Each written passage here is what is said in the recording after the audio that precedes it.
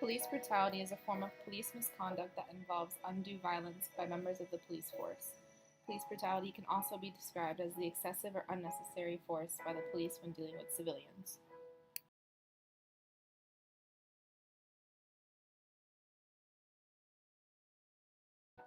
For the last decade or so, the media has taken a greater interest in police brutality upon African American civilians. The call to attention on police brutality among black civilians is a result of the increase of unjustified incidents with police members and African Americans.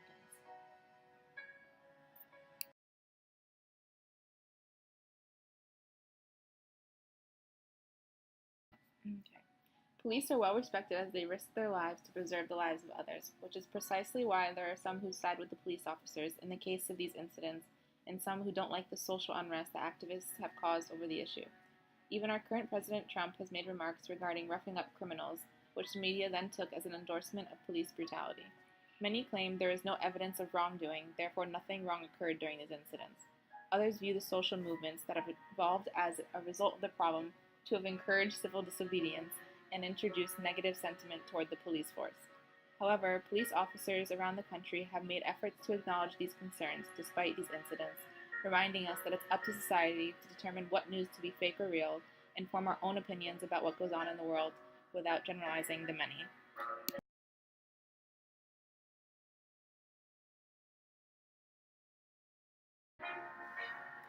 The statistics are that blacks are 3 times more likely to be shot and killed than whites. Incidents from 2015 concluded that 30% of black victims were unarmed. Fewer than 1 in 3 black people in America were suspected of a violent crime and allegedly armed when encountered by the police and killed.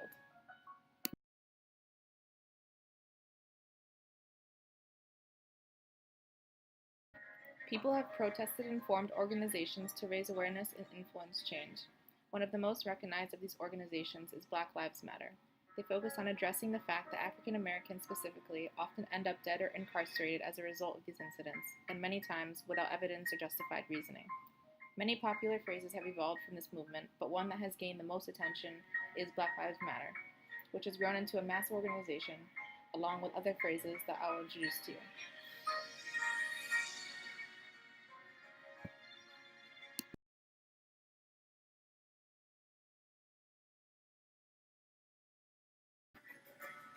Like Black Lives Matter, communities have expressed their concern, anger, and frustration through protests of all sorts, using phrases to remind the public of the role of the African American race in the community and encourage legal resolution. Other terms that are heavily unique to police brutality against African Americans is the term hands up, don't shoot. Allegedly, this phrase originated from an incident of a police officer's mistreatment toward a black youth named Mike Brown.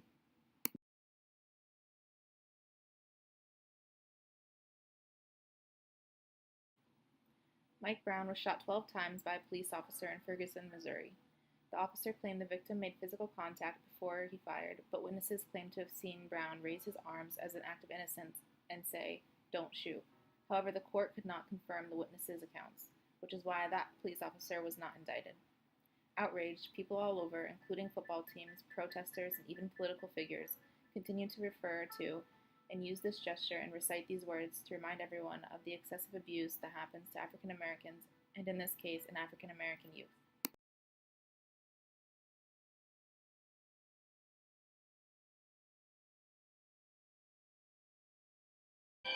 Colin Kaepernick started a very strong movement against social injustice. Colin Kaepernick is a professional quarterback who is heavily involved with the community and works to fight oppression. After he knelt at preseason game, this became controversial throughout social media.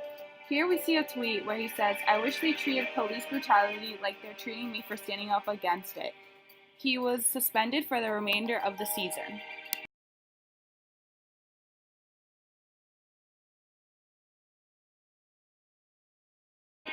After he got suspended, he founded and fully funded the National Know Your Rights camp to empower youth in their community and teach them various ways to interact with law enforcement as well as self-empowerment and motivation. He recently completed his $1 million pledge where he donated $1 million on his own money to 37 different organizations fighting for justice. He also rallied to support of his friends like Kobe Bryant, Serena Williams, Alicia Keys, Stephen Curry, Zendaya, and 25 more to match his donations and raise almost an additional $40 million for these organizations to continue their work on the ground of the communities. He's been to many schools speaking about knowing your rights and knowing when you are being racially profiled.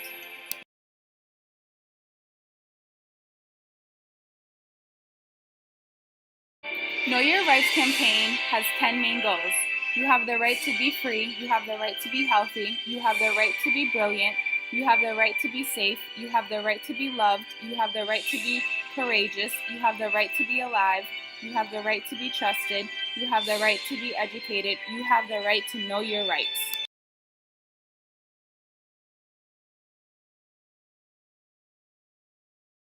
Were there any themes, general themes, from what you were listening to on social media today? Well, and you kind of heard it with those people talking. If you side with the president, then you find it just plain disrespectful. And you're really not going to be able to change your opinion on that. You're not really listening to what the other side is saying. You know, what I heard from the other side, one of the most poignant responses we got was from somebody saying, you can disagree with it, agree with it, but these are the kind of conversations we have to have in order for us to move forward in this country. All right, we're going to try to do that tonight. Yeah. Ryan, thanks so much. Hey, let's go back to how this whole thing started, right? It started with Colin Kapernick, a quarterback for the 49ers, not even playing this year, but he sat down during a preseason game last year protesting the shooting of black Americans by police. He actually told everyone why he was doing it. Let me read it to you, what he said last year, Colin Kaepernick.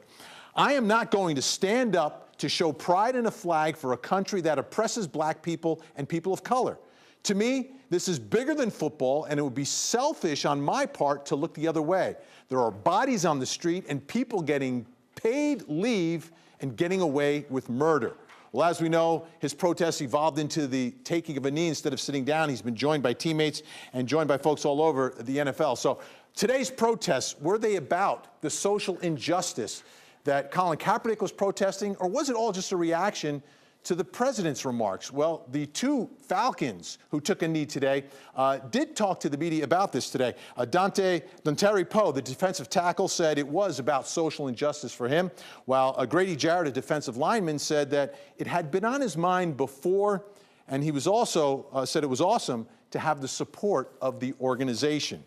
So what's the other question here? What is the league policy when it comes to these protests by players? There were some comments on Facebook today saying there's a policy that requires players to stand. Well, we did some research today, and there's nothing in the CBA, the collective bargaining agreement, the union contract about it, and there's nothing really in the league rule book about it, although NBC says that the NFL could apply Article 8, which is pre-game messages. But there's no plans to do that, and we haven't heard anything about the NFL taking any action there.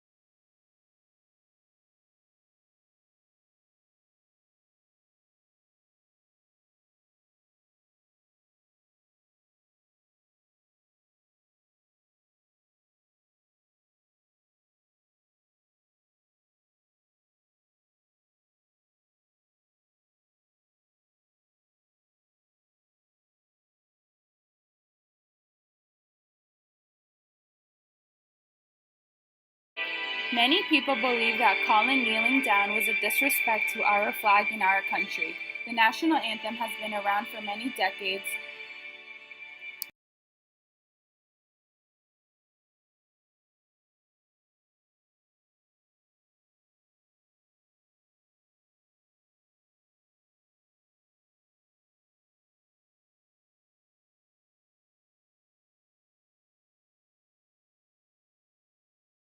All over the world, people have fought against Colin Kaepernick and his movement.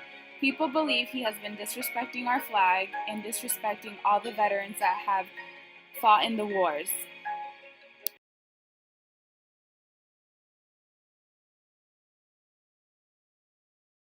On September 3rd, 2018, Nike announced that Kapernick was the face of their Just Do It 30th anniversary campaign. The ad featured a close-up of his face with the phrase, "Believe in something even if it means sacrificing everything." Nike received immediate backlash for featuring the controversial quarterback, with people even burning their Nike gear and refusing to buy Nike.